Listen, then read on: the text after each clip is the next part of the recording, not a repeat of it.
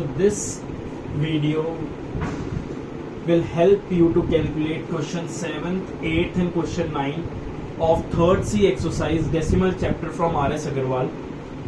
मैं अपनी previous video में आपको बता चुका हूं कि कैसे हम डेसिमल्स को आगे कैलकुलेट करते हैं कि उसमें हम मल्टीप्लाई कैसे कर सकते हैं. सो इस वीडियोस में आपको बहुत ज्यादा हेल्प करेगी. पहले हम क्या कर रहे थे कि हम कोई भी पावर्स की टर्म में नहीं लिख रहे थे. पावर्स की टर्म मतलब ये पावर्स की टर्म्स होती है, ये पावर्स होती है. अब जो है इसको कैसे सॉल्व करना है ये मैं आपको बताऊंगा. जैसे 7th के 3rd पार्ट में आपको दिख रहा है कि उसमें लिखा हुआ है 0.04 का होल स्क्वायर. ये जो पावर होती है इसका मतलब है 2 टाइम्स. तो मतलब जो मेरे पास नीचे ये बेस होता है, ये बेस होता है, ये मेरी पावर होती है. ये मेनली एक्सपोनेंट्स चैप्टर होता है. पर इसमें आया तो हम क्या करेंगे, 2 का मतलब है कि मैं 0.04 को 2 बार ही लिखूंगा और मल्टीप्लाई करूंगा, क्योंकि इसमें हम ऐड सब्ट्रैक्ट और डिवीजन नहीं होता. इसका मतलब होता है 2 टाइम्स और टाइम्स का मतलब होता है मल्टीप्लाई. अब मैं कल जो मैंने वीडियो बनाई थी और आप पोस्ट करी थी वो आप देखना. सेम चीज करूंगा मैं. इसका डेसिमल हटाया, लाइन लगाई, इसका डेसिमल हटाया, लाइन लगाई. इन दो जीरो की वैल्यू नहीं होती. ये हो गया 4/100. 100 क्यों? क्योंकि पॉइंट के बाद 2 नंबर थे. सिमिलरली मल्टीप्लाई 4 लिखा अपॉन 100. क्यों? क्योंकि पॉइंट के बाद 2 नंबर थे. सो ये आया 16, क्योंकि 4 इंटू 4 16 होता है. यहां 2 जीरो है, यहां 2 जीरो है, तो 1 और 4 जीरो लगा दो. मैं सेम चीज कर रहा हूं जो मैं पहले बता चुका हूं. क्योंकि नीचे 4 जीरो हैं तो डेसिमल के बाद भी 4 नंबर होने चाहिए, पर मेरे पास 2 नंबर है तो मैं 16 से पहले 2 जीरो लगाऊंगा और 16 और यहाँ पे पॉइंट लगाऊंगा. अब 4 जीरो और पॉइंट के बाद 4 नंबर, तो यहाँ पे भी जीरो आ गया. तो ये मेरा आंसर 0.0016 मेरा आंसर हो. मैं नेक्स्ट पार्ट भी इसके नीचे ही कर रहा हूं ताकि आपको समझ आ जाए. सेम चीज है. मेरे पास दिया हुआ है 1.2 का स्क्वायर. उसको मैं सेम लिखूंगा 1.2 मल्टीप्लाई बाय 1.2. डेसिमल हटाया, लाइन, डेसिमल हटाया, लाइन. और नीचे 10 इसलिए क्योंकि पॉइंट के बाद 1 नंबर है, यहाँ भी पॉइंट के बाद 1 नंबर है. तो ये हो गया 12 मल्टीप्लाई बाय 12 और 10 multiply by 10. So this will be, जब 12 इंटू 12 करोगे तो वो आएगा 144 और ये आ जाएगा 100, क्योंकि 10 इंटू 10 100 होता है. क्योंकि नीचे 2 जीरो हैं तो पॉइंट के बाद भी 2 नंबर होने चाहिए, पर मेरे पास ऊपर 3 नंबर हैं तो मैंने लिखा 144 और पॉइंट यहाँ पे, क्योंकि पॉइंट के बाद मुझे 2 नंबर चाहिए थे क्योंकि यहाँ पे 2 जीरो है. तो ये मेरा आंसर आ गया 1.447 के फर्स्ट पार्ट का आंसर. सेम चीज मेरी इसमें है, बस क्योंकि 3 लिखा हुआ है उसमें पावर में, तो मैं उसको 3 टाइम्स रिपीट करूंगा. यहाँ पे 2 था तो यहाँ पे मैंने 2 टाइम्स रिपीट करा. अब 3 है तो 3 टाइम्स रिपीट करूंगा. कोई भी अलग चीज नहीं होगी. और हमेशा जब भी पावर आएगी तो हम क्या करते हैं, मल्टीप्लिकेशन करते हैं.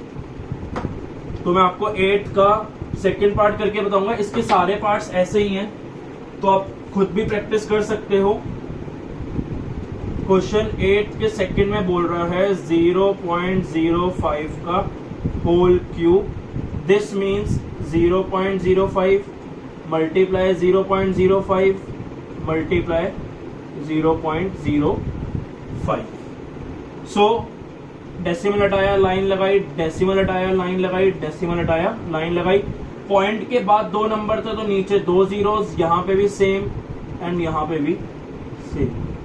इन 2 जीरोस की कोई वैल्यू नहीं है तो ये आ गया 5/100 इंटू 5/100 एंड इंटू 5/100. जब मैं 5 को मल्टीप्लाई करूंगा 3 टाइम्स तो ये आ जाएगा 125 और ये आ जाएगा 1. यहाँ पे 2 जीरो, यहाँ 2 जीरो, यहाँ 2 जीरो, तो टोटल 6 जीरोस.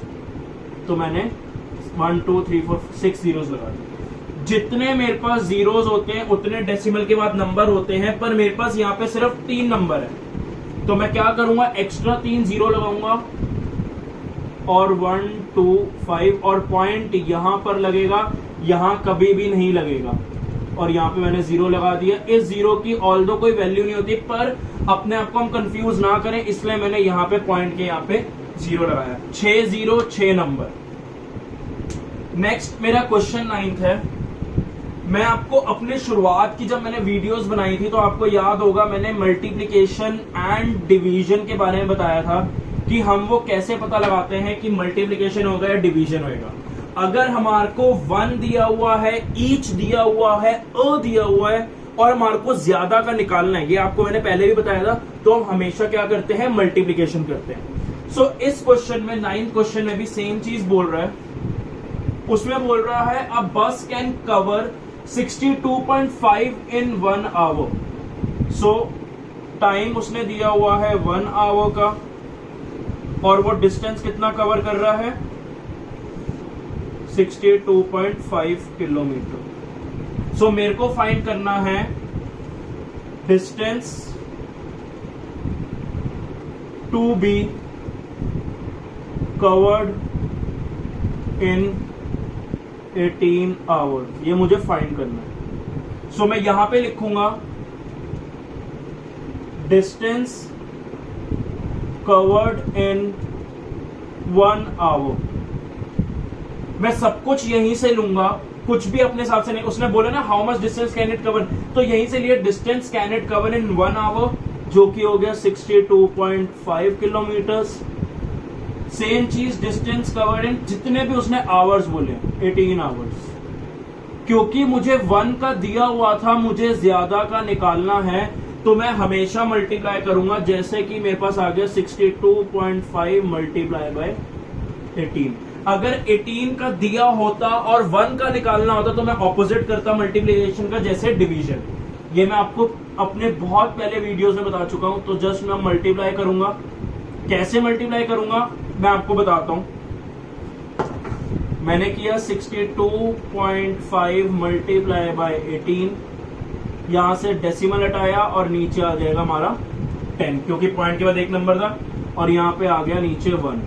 तो न्यूमरेटर इंटू न्यूमरेटर करूंगा तो 625 multiply by 18 will give me 8 5 is 40, 8 2 is 16 plus 4 20, 48 49 50 आ गया। 5000 मल्टीप्लाई 5 2 और 6, तो ये आ गया 0 5 2 1 1। So this will be 11250 upon 10। एक 0 से एक 0 कटा, तो ये आ गया 1125 किलोमीटर वो ट्रेवल करेगा इन 18 आवर्स। कभी भी क्वेश्चन आएगा तो हमें यही करना है। अगर 1 वर्ड आ रहा है, ईच वर्ड आ रहा है, अ वर्ड आ रहा है और ज्यादा का निकालना है, तो हम हमेशा मल्टीप्लाई ही करेंगे।